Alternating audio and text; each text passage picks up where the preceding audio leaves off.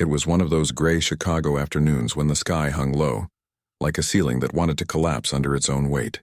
The kind of cold that seeps into your bones and makes even your breath feel heavy. I remember standing there on that cracked sidewalk outside a coffee shop, both hands wrapped around a paper cup that had long since stopped being hot. My coat was old, 2 winters past its best days, and the cuffs were frayed. I didn't care. I just needed a few minutes of warmth before catching the bus. I wasn't expecting to see him. Truth be told, I hadn't expected to see him for years. Not after everything that had happened. But fate has a cruel sense of timing, and that day it decided to remind me just how small a father can feel in the eyes of his own child. I saw him before he saw me. My son, Ethan, my boy. He was crossing the street with a kind of confidence I'd only ever seen on television. Crisp gray suit, polished black shoes that gleamed even under the dim light, a leather briefcase tucked under his arm, and that phone, always that phone, glued to his hand as if the world might stop spinning if he looked away from it. I froze right there, the cup trembling slightly in my hand. For a moment the city noise disappeared. No honking cars, no chatter, no wind. Just the sound of my own heartbeat hammering in my ears. 5 years. 5 long years since I had last heard his voice. 5 years since I'd watched him walk out of my life, carrying everything I'd ever worked for and the pride beating inside his chest. He looked good. Too good. His hair was trimmed neat, his jaw sharp, his face calm in that way that said, "I've made it." I wanted to run to him, to grab him by the shoulders and tell him how proud I was, how much I'd missed him. I wanted to say, "Son, look at me. It's your old man." But my feet didn't move. I just stood there like an old statue, worn down by time, as he came closer. My heart was pounding, every second feeling heavier than the last. I whispered under my breath, almost afraid of hearing my own voice. "Ethan." He lifted his head for a brief moment, eyes scanning the crowd. And for half a second our gazes met. Just half a second. There it was, recognition. I saw it. A flicker of memory like the reflection of sunlight off glass. His eyes softened, then blinked. And then it was gone. He looked away, just like that. He turned his face back to the phone, adjusted his tie, and walked right past me. Not a smile, not a nod, not a single word. He passed within arm's reach, the scent of his cologne trailing behind him, the sound of his shoes tapping sharply against the pavement like a drumbeat that marked the distance growing between us again. I stood there frozen, my body numb, not from the cold anymore, but from something much deeper, the kind of ache that crawls into your chest and makes it hard to breathe. I wanted to call after him, but what would I even say? "Hey son, remember me? The man who raised you? The one who used to fix your bike, teach you how to throw a baseball, stay up all night helping you study for exams?" No words would have made a difference, because in that moment I wasn't his father. I was a stranger, a shadow from a past he didn't want to remember. The bus arrived a few minutes later, rumbling to a stop in front of me. People pushed past, stepping onto it, their breath turning white in the air. I just stood there, still staring down the street where Ethan had disappeared. The wind picked up, carrying the city's cold scent, rain, smoke, and loneliness. I took a slow sip of my coffee, now ice cold, and whispered to myself, "So that's what it feels like. To be forgotten." I don't know how long I stood there. Maybe 5 minutes, maybe an hour. Time didn't matter. My hands were trembling, not from the cold, but from the weight of what just happened, because that wasn't just a missed hello. That was a lifetime of silence condensed into one cruel moment. He didn't see the man who had sacrificed his sleep to pay for his tuition. He didn't see the father who had sold his tools to buy him a laptop.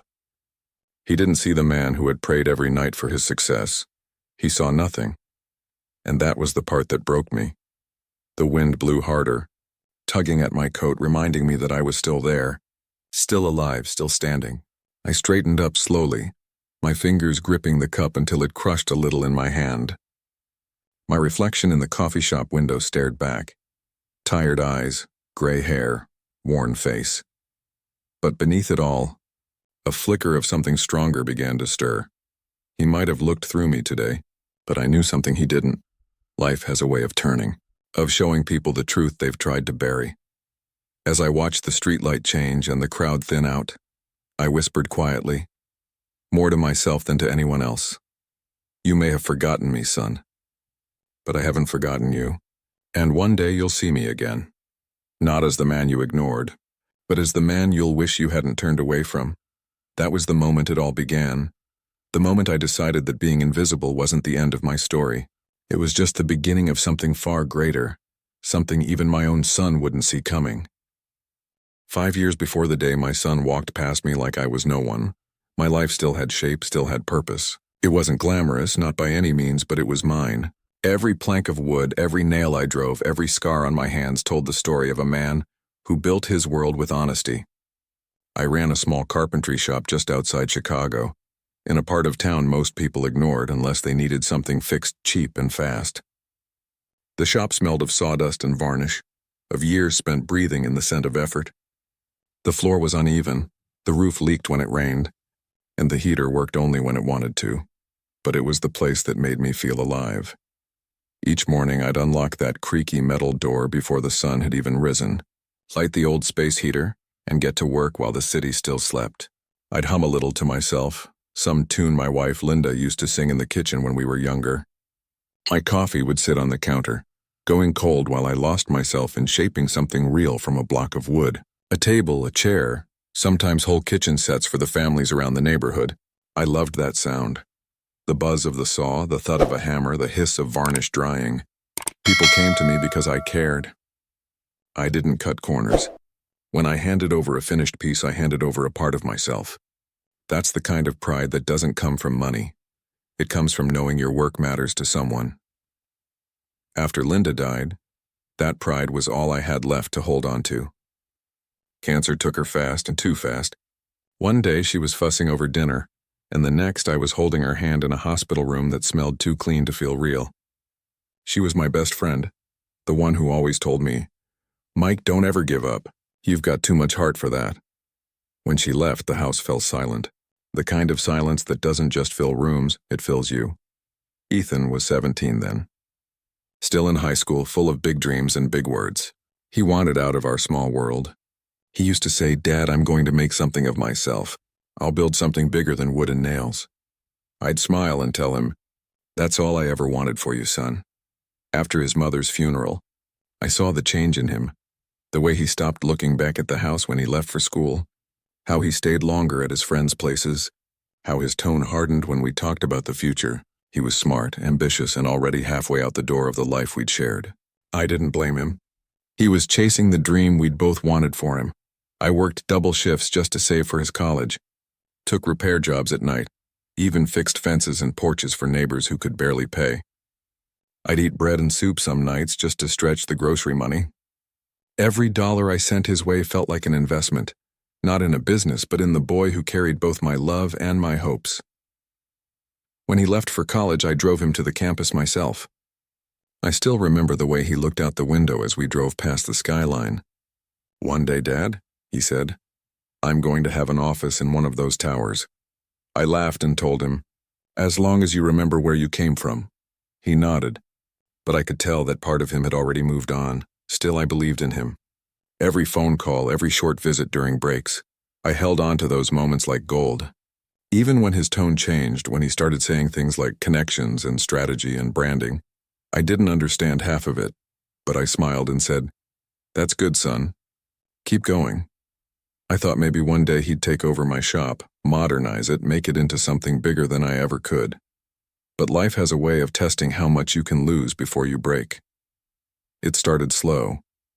One of my biggest clients, a mid-sized construction company that owed me nearly 6 months' worth of payments, went bankrupt overnight. No warning, no apology, just gone. I remember standing in that empty shop holding the unpaid invoice in my hand, feeling the walls close in. That money wasn't just my profit. It was the money I needed for rent, supplies, insurance. I called every contact I had, but nobody could help. The next month, I missed my first mortgage payment. I mortgaged the shop thinking it'd be temporary, that I'd bounce back like I always did. But the orders slowed, bills piled up, and the phone stopped ringing. I started taking small repair jobs, kitchen shelves, broken staircases, even patching fences in the dead of winter. I'd come home sore, my back screaming from lifting heavy boards, my hands bleeding from splinters I couldn't afford to ignore. Then came the night I'll never forget. The night I swallowed my pride and called Ethan. I sat on my bed, the walls damp from a leaky pipe, my phone heavy in my hand. It took me 10 minutes just to dial his number. When he answered, his voice was different, smoother, faster, colder. "Hey, Dad, everything okay?" I hesitated. "Son, I might need a little help, just till I get back on my feet. The shop's struggling," and he cut me off, his voice clipped. "Dad, I'm really busy right now. I've got a new business deal coming up and I can't get distracted." "You'll figure it out, you always do," I froze. "Ethan, I'm not asking for much, just, Dad," he said, sharper now. "I can't, not right now." "I'll call you later." But he never did. I sat there staring at the phone, listening to the dial tone hum like a cruel kind of silence. For the first time in my life, I realized I was completely alone. A month later, the bank came for the shop. The same shop where I'd built my life, my name, my memories. I tried to reason with them, but they didn't care about stories. Numbers talk louder than tears. I remember the day I handed over the keys. The shop was empty, every corner echoing with ghosts. My old workbench still had the initials M+L carved into it, Linda's and mine. I ran my fingers over it one last time, whispered a goodbye, and walked out. The house went next. The mortgage had been tied to the shop, and when one fell, the other followed.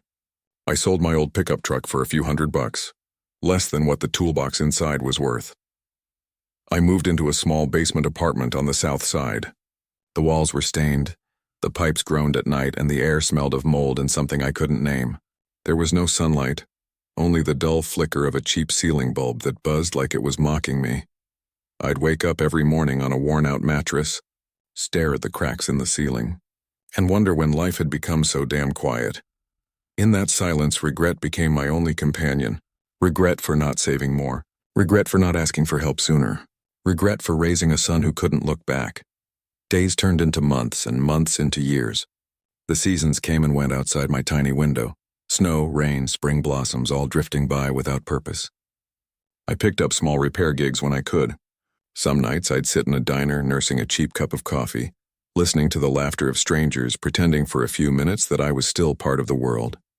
Ethan never called. Never visited. I told myself he was busy, that maybe he'd surprise me one day. But deep down I knew the truth. I'd raised a man who thought success meant never looking back. And that was how I lost everything I lived for.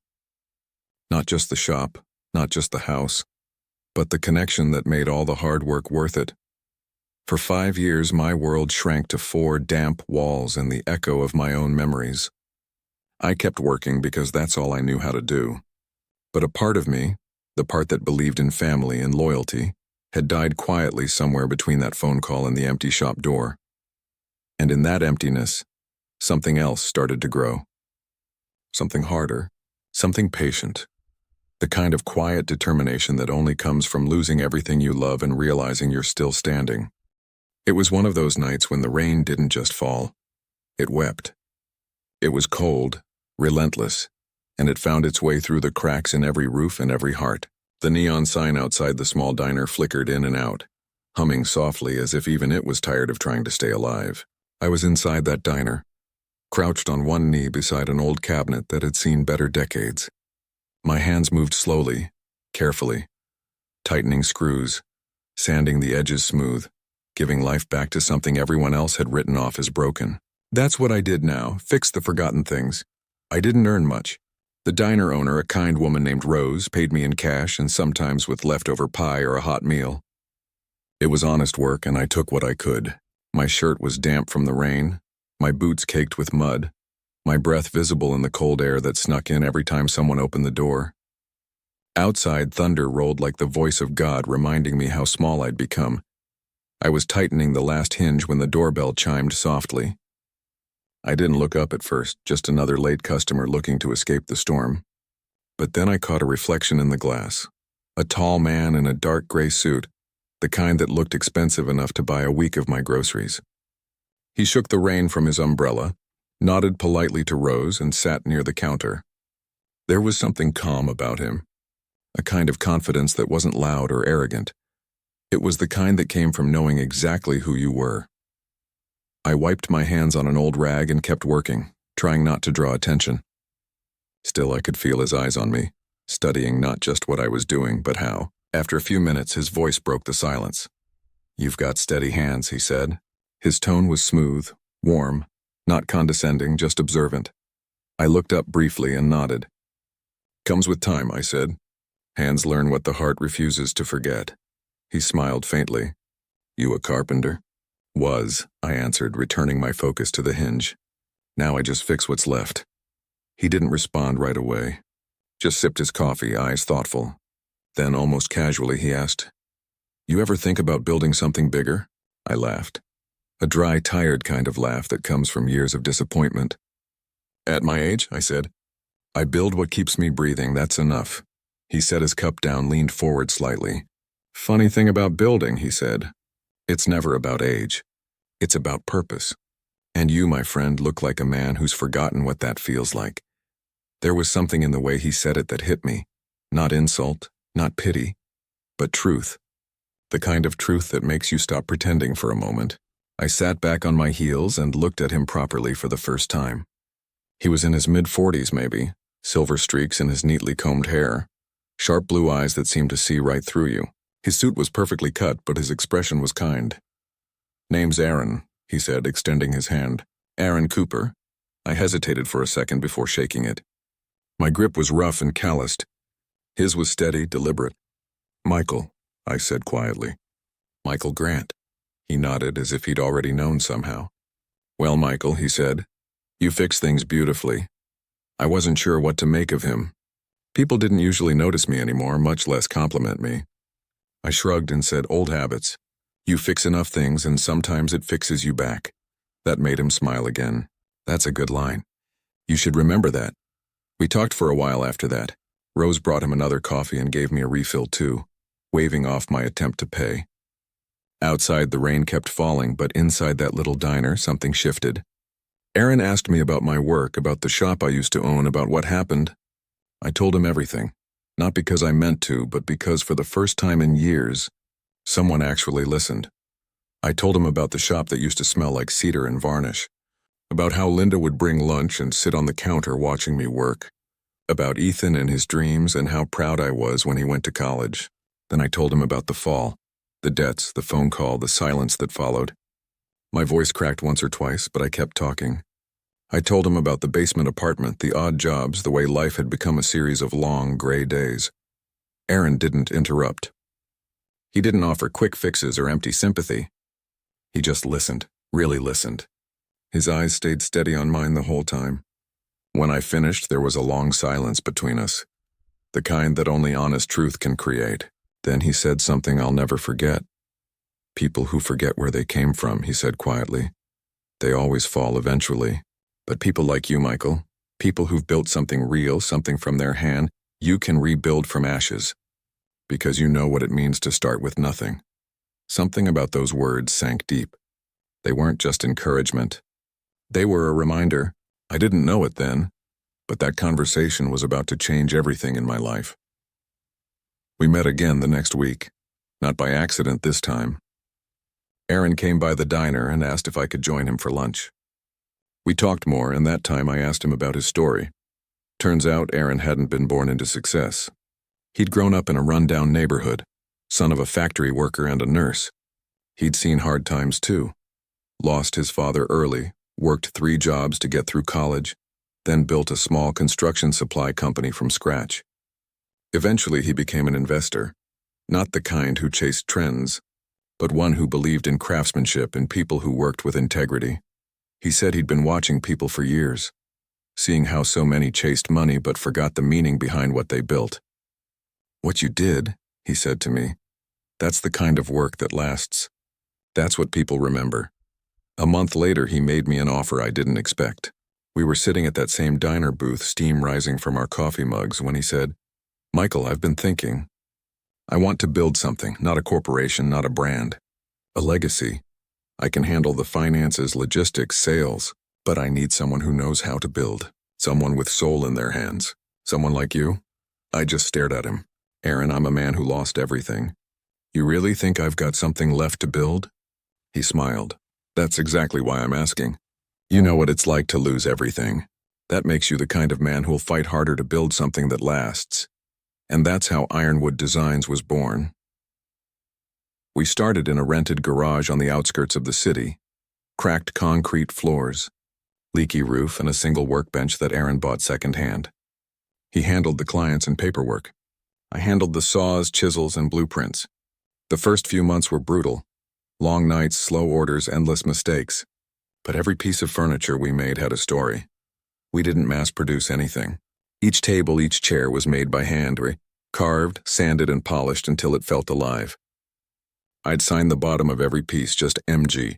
Nothing more, nothing less. Aaron used to say, "People don't buy furniture from us, Michael. They buy a piece of who we are." Word spread faster than either of us expected. First, a local hotel ordered custom sets. Then a boutique office downtown. Then a chain of eco-resorts that wanted authentic American craftsmanship. Within 2 years, we were working out of a proper warehouse, employing local craftsmen who'd been struggling to find work. By the 5th year, Ironwood Designs had warehouses in 3 states. I had an office, a real one, with my name on the door. The company was thriving, and for the first time in a long, long while, I wasn't just surviving. I was living. But even as the numbers grew and the world finally started noticing the man behind the hands, there was a quiet ache that never left me. Every success felt like a letter I wanted to send to Ethan, a way of saying, "Look, son, I made it back. I'm still your father," but he didn't know. He didn't see. He didn't even know my name anymore. And while the world saw Michael Grant, the craftsman who'd risen from nothing, I still saw a father whose biggest creation, his own son, was missing from the life he'd built. That emptiness stayed with me. Quiet, patient, waiting for the day fate would make our paths cross again, not as a poor man and his successful son, but as equals. Or maybe, just maybe, as strangers no longer. It was early October when the air began to carry that sharp, golden edge of autumn, when the trees in Chicago start turning amber, and every morning feels like a quiet reminder that change is coming whether you're ready or not. I was sitting in my office at Ironwood Designs, reviewing invoices and sketches for a new hotel contract we'd just landed. The sun poured through the big windows, glinting off the polished oak desk I'd built myself. A simple design, but strong, grounded, unshakable. That was how I like to think of myself now. Unshakable. But life has a strange way of reminding you that no matter how sturdy you've built your walls, ghosts can still find a way in. My assistant, Claire, knocked softly before stepping inside. She was young, bright, sharp, the kind of person who believed in possibilities. "Mr. Grant," she said, her tone polite but edged with excitement. "There's a proposal I think you'll want to see. A company wants to collaborate with Ironwood, some luxury property developers." I nodded absently, still reading the paper in my hands. "Who's the contact?" She hesitated, scanning her notes. "A young CEO named Ethan Grant." The pen slipped from my fingers and rolled across the desk, hitting the floor with a dull thud. For a moment, all the noise in the room, the hum of the computers, the faint sounds of the workshop below, just vanished. Ethan Grant. I hadn't heard that name said out loud in 5 years. Not like that, not with pride, not in a tone of respect or admiration. Just hearing it again felt like someone had taken the breath right out of me. I forced myself to ask, "What company?" "Grant and Ellis Properties," she replied. "They're growing fast, apparently doing quite well in the corporate and residential development space. They're looking to partner with Ironwood for their luxury line of interior projects. My own son, wanting to work with me, not knowing who I really was." I leaned back in my chair, my heart drumming in my chest. I could almost hear the echo of that winter day, the cold sidewalk, his eyes looking right through me. But now the tables had turned. I swallowed hard, keeping my face neutral. "Set the meeting," I said quietly. Claire nodded, jotting it down. "Should I tell him anything about you personally?" I gave a faint smile, one that didn't quite reach my eyes. "No, let's just let the work speak first." The week leading up to that meeting felt longer than the 5 years that had passed since he'd walked away. Every night I lay awake, staring at the ceiling, imagining his face, wondering what I'd feel when I saw him again. Would it be anger? Pride? Regret? I didn't know anymore. Part of me wanted to call it off, to avoid reopening a wound I'd spent years trying to heal. But another part, The stronger part whispered that maybe this was fate's way of bringing the story full circle. The morning of the meeting arrived crisp and clear. I was in early, as always, making sure the office was ready. The scent of sawdust and varnish still lingered in the air, the smell of honest work. I stood by the window watching the city below, feeling both like a king and a ghost haunting his own kingdom. Then the door opened and Claire stepped in. "He's here, sir," I turned slowly. "Send him in." She nodded and stepped aside. And there he was. Ethan, my son. He walked in like he owned the world. The same confident stride, the same sharp jawline, only older, more polished. His dark hair was slicked back, his suit tailored to perfection, and a gold Rolex gleamed on his wrist. He carried a sleek laptop bag, and when he smiled, it was the smile of a man who knew how to win people over. He stopped in front of me, extended his hand. "Mr. Grant," he said with practiced charm, "it's an honor to finally meet you. I've heard incredible things about Ironwood Designs." For a split second, I couldn't move. His voice, that tone, it was his mother's all over again. Calm, warm, and filled with life. I reached out and shook his hand. His grip was firm, professional. No recognition flickered in his eyes. To him, I was just another businessman. "Likewise, Ethan," I said evenly. "Please have a seat." He sat across from me, opening his laptop. I stayed silent, letting him speak first. He launched into his pitch smoothly, confidently. I'd taught him well, though he didn't know it. Every gesture, every pause, every subtle smile. It was like watching a reflection of the man I once was, before time and pain had weathered me. He spoke for nearly 20 minutes straight, about collaborations, high-end projects, sustainability, brand synergy, all those fancy business words people used when they wanted to sound in control. But beneath that polished exterior, I noticed something only a father would see. The slight tapping of his thumb against the table, the subtle tremor in his voice every time he said investment. He needed this deal. Badly. When he finally paused, taking a sip of water, I leaned forward, folding my hands. "You've built quite the company, Ethan. You must be proud." He smiled, his shoulders relaxing a little. "It's been a long road, sir. I've worked hard for it." "I can tell," I said. Then after a beat, I added softly, "Tell me, Ethan, do you believe in second chances?" His eyebrows furrowed slightly. "Second chances?" "Yes," I said. "Everyone falls. Everyone makes mistakes. But not everyone gets a chance to make things right. Do you believe in that kind of redemption?" He hesitated, studying me, unsure where I was going. "Of course, sir. I think everyone deserves a second chance, and if they've earned it." I smiled faintly, feeling the weight of irony pressing down on me. "Good," I said quietly. "Because this company, this life I built, was founded on one." He blinked, confusion flashing across his face. "What do you mean?" I stood slowly, walked over to the display shelf behind my desk and picked up a small wooden frame. Inside was an old photo. Me, younger, standing beside a teenage boy holding a baseball glove. Both of us smiling like the world couldn't touch us. I turned it toward him. For a moment he didn't react. Then his eyes focused. His breath caught, color drained from his face. His lips parted slightly and his voice came out barely above a whisper. "Dad?" The word hung in the air like a ghost resurrected. I looked at him, really looked at him. My boy, who had once clung to my shoulders, who had cried in my arms the night his mother died, who had turned away when I needed him most. "Yes," I said, my voice steady but trembling beneath. "It's me." He stared at me, stunned, unable to speak. The confident CEO mask began to crack, and behind it I saw the scared, uncertain child I once knew. I don't understand," he stammered. Your Ironwood Designs? You built this?" "I built this," I said quietly. "From nothing. From the same hands that once built your treehouse and your mother's kitchen table. From the same hands that called you 5 years ago asking for help." He looked away, guilt flashing across his features like lightning. His jaw clenched and he swallowed hard. "Dad, I raised a hand gently. "Don't," I said softly. "Not yet." The room fell silent. Outside the city moved on. Cars honking. People laughing, life continuing. But inside that office, time itself seemed to stop. After 5 years of silence, of distance, of pretending we didn't exist in each other's worlds, we were finally face to face again. father and son, builder and betrayer, the past and the present, staring each other down across the oak desk that symbolized everything I'd become and everything he'd lost.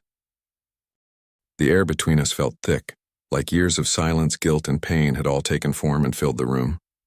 Ethan sat across from me, his once proud posture crumbling under the weight of realization. The man who had strutted into my office moments ago, full of confidence and ambition, now looked like the same frightened boy I once carried on my shoulders. But the years had changed us both. Time had carved lessons into my soul, and arrogance into his. He looked around the room, at the wood-paneled walls, the handcrafted furniture, the faint smell of cedar that lingered everywhere. Every inch of this place was a reflection of my struggle and my resurrection. He knew it too, and that knowledge seemed to cut through him. "Dad," he said finally, his voice breaking, "I swear, I didn't know you were behind Ironwood. I just wanted to work with a company that inspired me." "Inspired you?" I repeated softly, the corners of my mouth lifting bitterly. "That's rich. You walked out of my life when I needed you the most. Now you come back inspired by my name, the name you never cared to ask about." He looked down. His hands fidgeted, his wedding ring clinking against the edge of the glass table. "I was stupid, Dad. I was scared. I didn't want to fail." "You did fail," I said, "but not at business. At family." He looked up sharply, his eyes glassy but defiant. "You think I had it easy?" "I was 17, broke, grieving mom, watching everything fall apart. You were drowning in debt, and I thought if I could just make something of myself fast enough, I could come back and fix it all." I stared at him, my heart torn. For a moment, I saw not the polished CEO, but my boy, the one who used to run through sawdust clouds in the workshop, who used to say, "One day, Dad, I'll buy you a bigger place." The boy who never came back when the walls caved in. "I didn't need fixing, Ethan," I said quietly. "I needed my son." He closed his eyes and exhaled sharply, as if the truth hurt more than he could bear. The silence that followed wasn't just quiet, and it was haunting. After a moment, he said, "You're right. I was selfish, but Dad, I've changed. I've built something now. I've learned. Please, let's not waste this chance. Let's start over." I studied him carefully. The sincerity in his tone was real, but I knew pain could make a man say anything. Forgiveness, I had learned, wasn't just about saying it's okay. It was about understanding what the other person had done, and what they hadn't. "You talk about starting over," I said slowly. "But do you even remember what it means to start from nothing? Do you remember sleeping hungry so your mother could eat? Do you remember the nights I stayed up sanding furniture under a flickering bulb, just so you could have lunch money the next morning?" His voice cracked. "I remember, I just buried it." "Conveniently," I murmured. "People like to bury their roots when they're chasing the sky. But those roots, they're the only thing that keep you from falling." He looked at me, tears glistening in his eyes now. "Dad, please. I don't want to fight. I just want a chance to make things right." I stood up slowly and walked to the window. The city stretched before us in tall, shining, heartless. I could see my reflection in the glass, an older man, hardened by life but not broken by it. Behind me, my son sat small and uncertain, like a boy who'd finally realized the true cost of ambition. "Do you know what hurts the most?" I said without turning around. "It's not that you left. It's that you never looked back. Not once, not a call, not a letter. For 5 years I wondered if you were dead, and or worse, if you just didn't care." "I cared," he said, his voice trembling. "I thought you hated me." I turned back to face him. "I never hated you, Ethan. I just stopped waiting." For a moment, neither of us spoke. The rain started tapping softly against the window, like an old rhythm trying to fill the cracks in our silence. He finally said, "Dad, if forgiveness is a test, then tell me what I have to do to pass it." I looked him in the eyes, feeling the ache of 5 years clawing at my heart. "Forgiveness," I said slowly, "isn't about passing anything. It's about proving you remember what you forgot, who you were before the money, before the titles, before the pride." He nodded faintly, his throat tightening. "Then give me a chance to prove it." I studied him one last time. His suit, his Rolex, his manicured confidence, they meant nothing now. What mattered was whether he could strip all that away and find the boy who once believed that family was worth more than success. I gestured toward the door. We'll see, Ethan. We'll see if you can still build something, and not with money, but with heart. He stood uncertain, humbled. Does that mean I still have a place here? I didn't answer directly. I just said, come to the factory tomorrow morning, 6 o'clock. If you're late, don't bother coming again. He looked startled, then nodded. I'll be there. As he left, I sat back down, staring at the empty chair he'd occupied. My heart was torn between anger and love, between punishment and redemption, because deep down, I knew. This wasn't just a test for him, it was a test for me, too. And as the rain fell harder outside, I whispered to myself, let's see if a son who forgot his roots can still grow again. The test began quietly, not with lectures, not with punishment, but with the kind of silence that forces a man to confront himself. I could have rejected Ethan that day. I could have told him to take his shiny suit, his fancy pitch decks, and walk out of my life for good. But when I looked into his eyes, and beneath the shame, beneath the pride, I saw a flicker of something I once recognized. It wasn't innocence. It was hunger. The same hunger I'd seen when he was a boy, trying to build his first wooden toy with my tools, his hands trembling with both fear and determination. That was the boy I wanted back. So I made him an offer that wasn't really an offer at all. It was a reckoning. You want this deal, son? You'll earn it, I told him. My voice was calm, but every word carried the weight of years. You'll work with us, and from the bottom. He blinked, confusion shadowing his face. You want me to work? Here, like an employee? That's right, I said, folding my arms. No office, no assistants, no suits. You'll learn how to build what you want to sell. There was a long silence between us. I half expected him to laugh, to brush it off with the arrogance of a man used to calling the shots. But to my surprise, he didn't. He looked down, swallowed hard, and nodded. All right, Dad, I'll do it. And just like that, the test began. The next Monday, Ethan showed up, not in his tailored suit, but in old jeans and a plain shirt. He looked out of place among the workers, his soft hands gripping rough tools that seemed to reject him. The men in the shop recognized him from the meeting and whispered quietly, smirking. To them, he was the spoiled businessman, the one who'd never lifted a hammer in his life. I didn't defend him. I didn't explain who he was. That was part of the test. If he wanted to earn respect, he'd have to carve it with his own hands. The first week was brutal. He struggled to keep up. His palms blistered. His back ached. He dropped panels, mismeasured cuts, and earned the irritation of the foreman twice in one morning.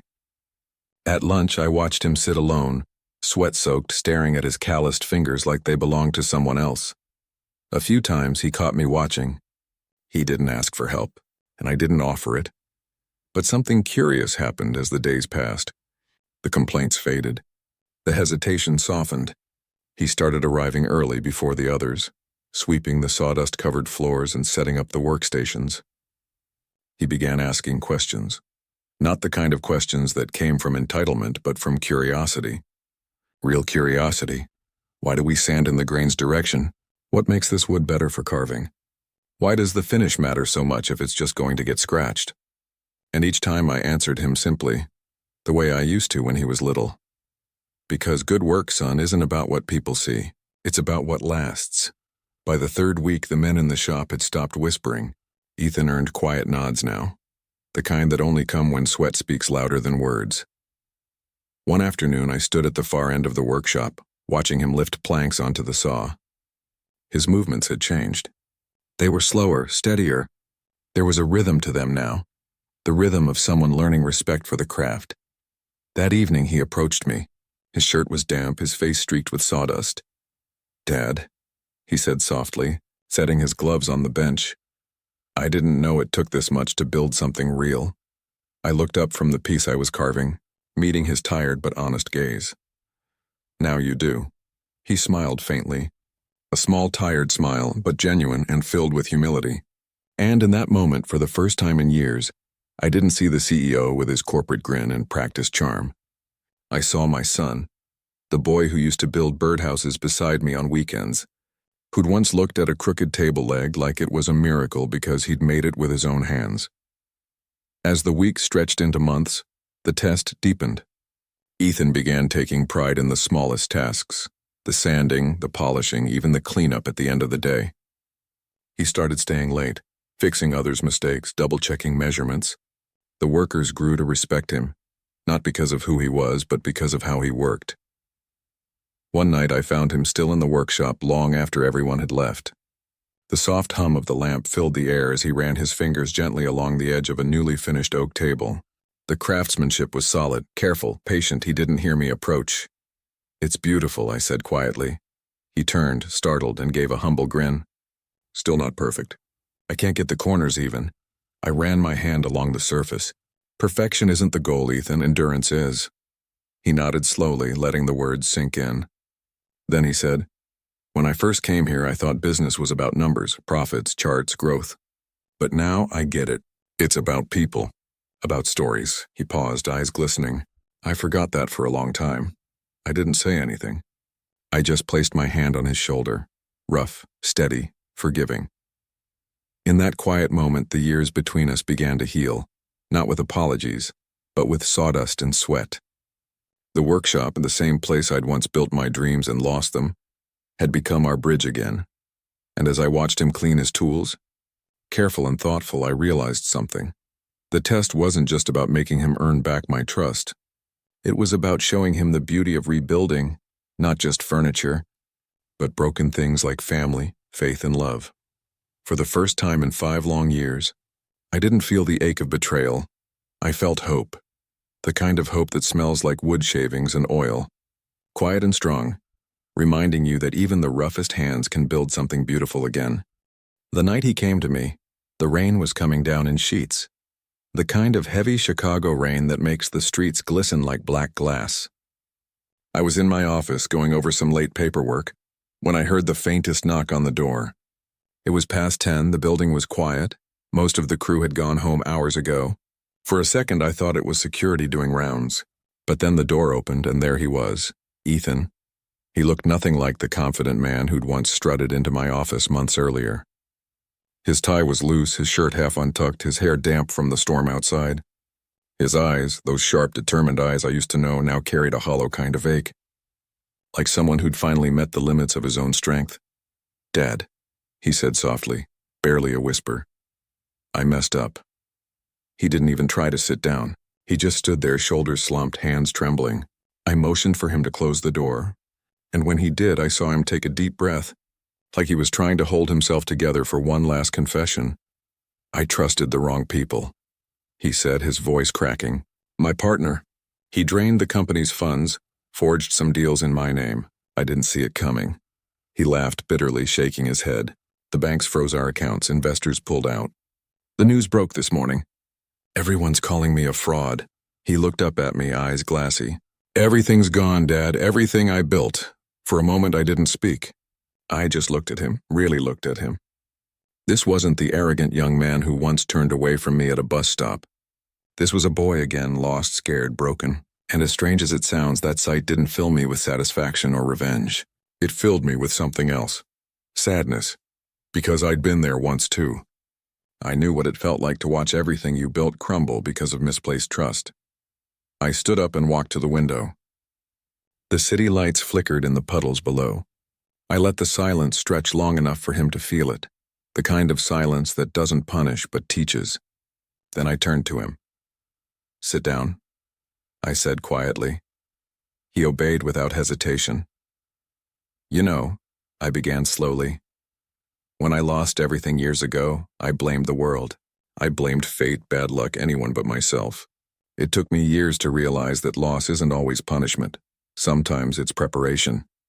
He frowned, trying to hold back tears. "Preparation for what?" "For wisdom," I said. "For humility.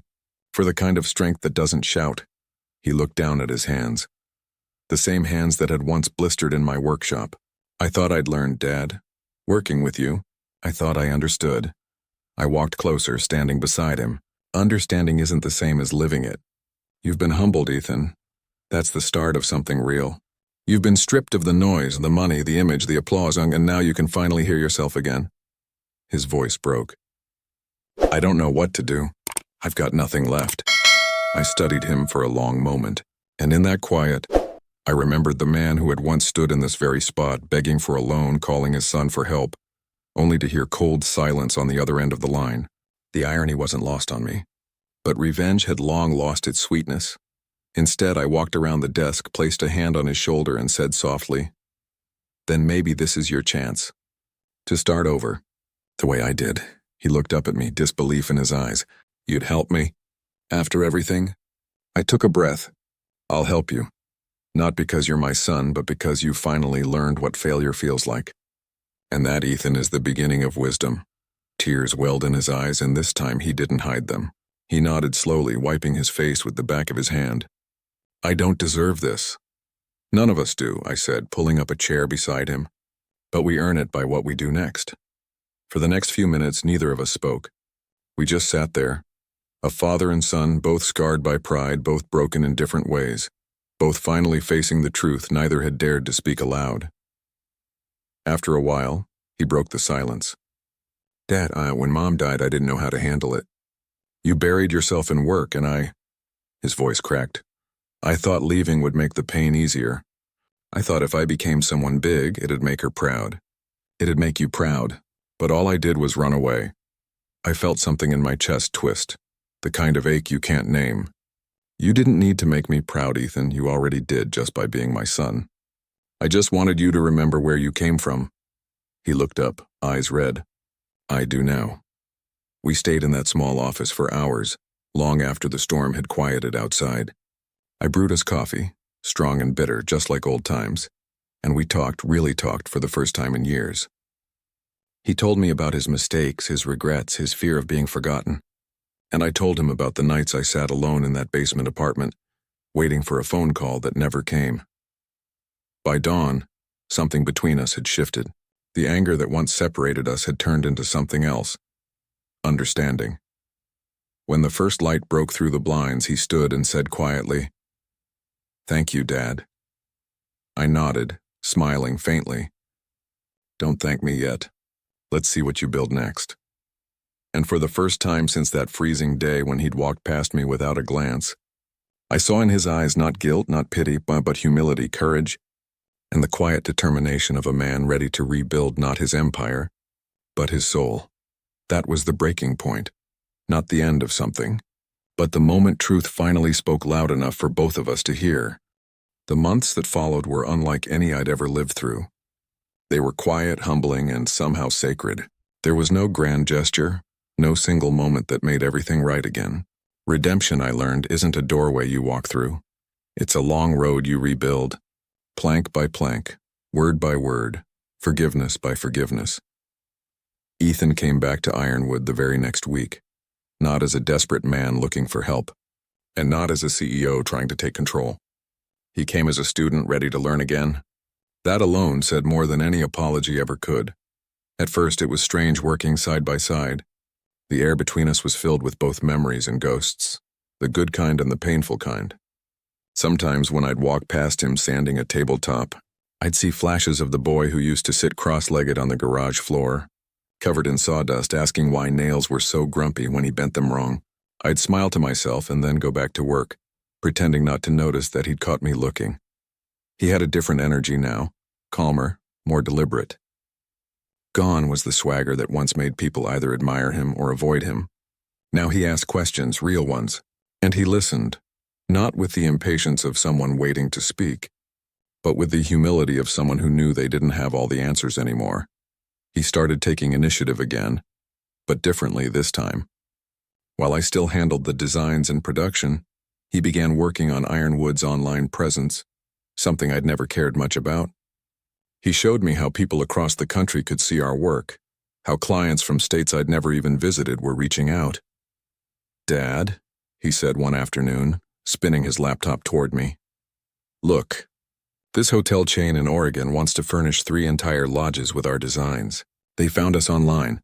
I stared at the screen, blinking. "Online? You mean that internet thing you always said I should get into 15 years ago?" He grinned. "The very one." We both laughed, the kind of laugh that comes from old wounds finally learning to breathe. But it wasn't all smooth. We argued plenty. He'd push for efficiency and growth. I'd push back for quality and soul. He'd talk about scaling fast. I'd remind him that some things shouldn't be rushed, like good wood and second chances. One morning, After a long debate about automating part of our process, I snapped, "You're doing it again, trying to make things easier instead of making them better." He sighed, rubbing the bridge of his nose. "And you're doing it again, thinking anything new is betrayal." For a while, we just stood there, both stubborn, both right in our own ways. Then he said something that quieted me. "Maybe the answer's somewhere in the middle, Dad. Maybe we build faster, but we never stop building with heart." I didn't say anything. I just nodded.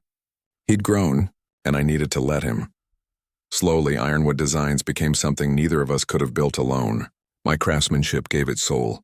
His innovation gave it wings. We opened new branches, partnered with design schools, and even started a mentorship program for young carpenters who reminded me of who I used to be. Hungry, uncertain, but full of potential. One evening, after the crew had gone home, Ethan and I stayed behind, finishing up a custom oak dining table. The workshop smelled of varnish and sawdust, the scent of honest work. He wiped the surface gently with a rag, then stepped back to admire it.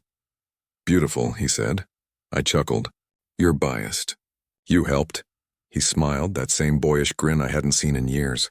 "You know, Dad, I used to think success was about never falling. But it's not, is it?" I looked up. "No, son. It's about who helps you stand again." He nodded slowly, eyes glistening. "You did," I didn't answer. I didn't need to. Weeks later, we held Ironwood's annual gathering, a celebration of the company's 10th anniversary. The venue was nothing fancy, just a large open hall filled with the people who had built the business with their hands and hearts. There were long wooden tables, our design of course, laughter in every corner, and the warm buzz of pride that only comes from building something meaningful. When it was time for speeches, the host introduced me first. I spoke briefly about hard work, resilience, and the beauty of imperfection, lessons learned from both wood and life. When I finished, the crowd clapped politely. But then Ethan took the stage. I wasn't expecting much, maybe a few words of thanks, a nod to the team. But what happened next left me motionless. He gripped the microphone with both hands, his voice steady but emotional. "There was a time," he began, "when I thought success meant money, status, and being the loudest in the room. But I was wrong." The room went silent. "This man standing beside me," he continued, turning toward me, "taught me everything success can't buy: integrity, love, humility, and the kind of strength that doesn't shout." I once ignored him. I once thought I'd outgrown him. But I was wrong about that too. He paused, his voice trembling now. "I lost everything, my business, my pride, my direction. But I found my compass again, and it's standing right next to me." The crowd erupted in applause. People stood, some even wiping tears. But I couldn't move. I just stood there looking at my son, this man who had once walked past me on a street corner like a stranger, now standing under the lights, speaking to the world with humility in his voice and gratitude in his heart. He looked over at me, and for a brief moment, it felt like time folded back on itself, like all the pain, distance, and years melted into one simple truth. Love finds its way home, even if it has to crawl through fire to get there. When the applause quieted, I stepped forward, pulled him into a hug, and whispered just loud enough for him to hear, "You finally built something that'll last, son." He laughed softly through the tears. "What's that?" "Us." The audience clapped again, but I didn't hear it. All I could feel was the quiet thump of his heart against mine, a rhythm that said everything words never could.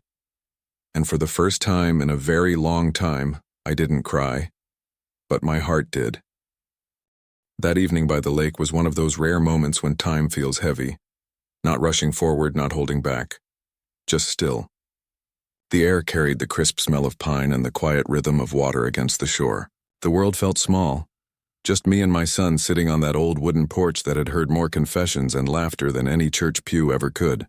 The twilight painted the lake gold, then orange, then deep violet, and I could feel the years pressing down on my shoulders like an old coat. Familiar, but heavy. Ethan sat beside me, his elbows resting on his knees, silent. There was no phone in his hand, no suit, no pretense. Just a man, my son, stripped of everything that once made him proud. And yet somehow, for the first time, I could see the man I always hoped he'd become. I had been waiting years for this, not for an apology, not for recognition, but for understanding. I broke the silence first. "You've come a long way," I said. my voice roughened by time and truth. But the road that really matters isn't the one with milestones and awards. It's the one where you lose yourself and find something better. He turned his head toward me, eyes soft. I think I finally understand that now. I nodded slowly, taking in the quiet. When I lost everything years ago, I thought failure was the worst thing that could happen to a man. But I learned something else. Success can be worse when it blinds you to what's real. You see, Ethan, the world measures men by what they build, but I've learned that what really defines a man is what he rebuilds after he's been broken. He swallowed hard, his jaw tightening. You're talking about me. I'm talking about both of us, I said. Because the truth is, I wasn't always the father you needed. I made my mistakes too. I was too proud to ask for help, too stubborn to admit when I was wrong. But life has a way of humbling us, son. It takes away everything we think we deserve until we start to appreciate what we already have. He stared out at the water, his reflection trembling on the surface. I wish I'd realized it sooner, he said quietly. All those years. I thought success meant distance. I thought I had to prove I didn't need you. I sighed. The sound long and tired. That's the curse of growing up, Ethan. Every son tries to escape his father's shadow, until he realizes the shadow was really shelter. He turned then, eyes shining in the dying light. You don't hate me for it? I shook my head, smiling faintly. Hate? No, you're my son. You can disappoint me, you can hurt me, but you can't make me stop loving you. The real test of love isn't in good times, Ethan. It's when the people you love forget you and you love them anyway. For a while, neither of us spoke. The lake rippled under a soft breeze and a pair of geese cut across the reflection of the moon. I could feel something shifting between us, something that had been fractured for too long finally settling into place. He broke the silence next. You said you wanted to teach me one last lesson, he murmured. What is it? I took a deep breath. My lungs ached the way they do when you've carried too many winters inside you. It's simple, I said. Everything you build, everything you love, one day you'll lose some of it. People will walk away. Life will knock you down. But don't let bitterness take root. It's the one thing that destroys what time can't. He frowned slightly. You mean forgiveness? Exactly, I said. Forgive, even when they don't say sorry. Forgive, not because they deserve it, but because you do. I spent years angry at you, Ethan. Angry at myself. But anger is a chain, and forgiveness is the only key that fits. His face broke then. The strong, composed expression he always wore melted into something fragile, something real. He reached over and took my hand. The same hand that once taught him how to throw a baseball, how to hold a hammer, how to steady his grip when the world shook. Dad, he said softly, I don't know if I can ever make it up to you. You already have, I whispered. You came back. He nodded slowly, tears running down his face, quiet, ashamed, but honest. You know, he said after a long pause, I used to think strength meant never needing anyone. Now I think it's about knowing who's still standing beside you after everything falls apart. I smiled faintly. That's the lesson, son. Not everyone gets to learn it before it's too late. The night deepened around us. The lake went still again, mirroring the stars. Somewhere in the distance a loon called, a sound so lonely and haunting it made the silence that followed feel sacred. I leaned back, watching the sky darken, feeling something inside me settle into peace. I had spent years building a company, then rebuilding my pride, and then rebuilding a relationship I thought was lost forever. But sitting there with Ethan, I realized this. My greatest creation was never ironwood designs. It was this moment. A man and his son broken once but whole again. The porch light flickered behind us, the cabin warm with its glow. I turned to him one last time, my voice low. When I'm gone, remember this, Ethan. Build things that last but love people more than things. Because when the tools are down and the lights fade, it's love that keeps the wall standing. He nodded, his hand still gripping mine. I will, Dad, he said. I promise. And under that moonlit sky, with the smell of wood smoke and autumn leaves around us, I felt the circle close. The story that began with distance ended in understanding. It wasn't a grand ending. No applause, no spotlight. Just the quiet truth between a father and son, finally spoken after years of silence. That was my final lesson to him, and it was enough.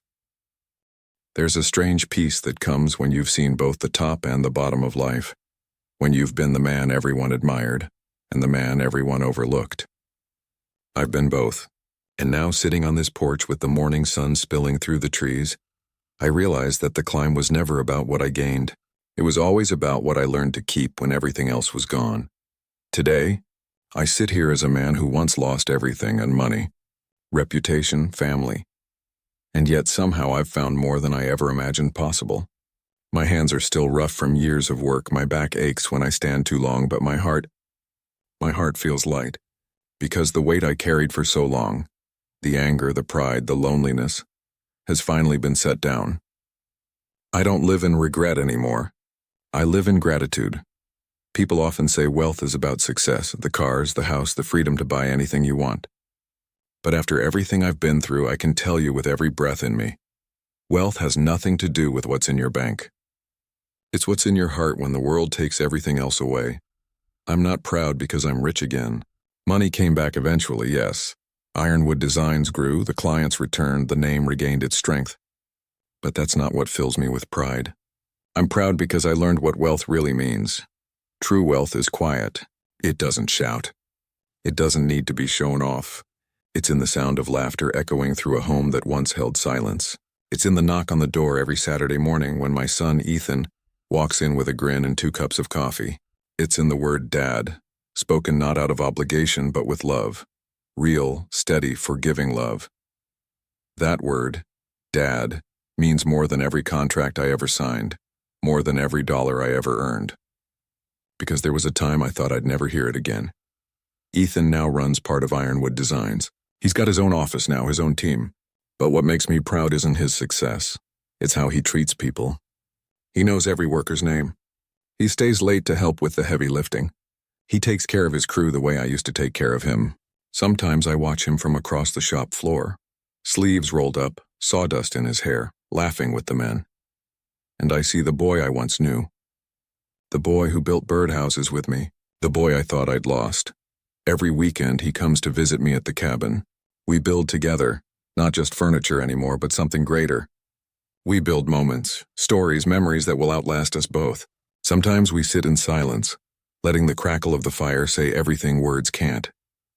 Other times, he asks questions, the kind only a man who's lived through regret can ask.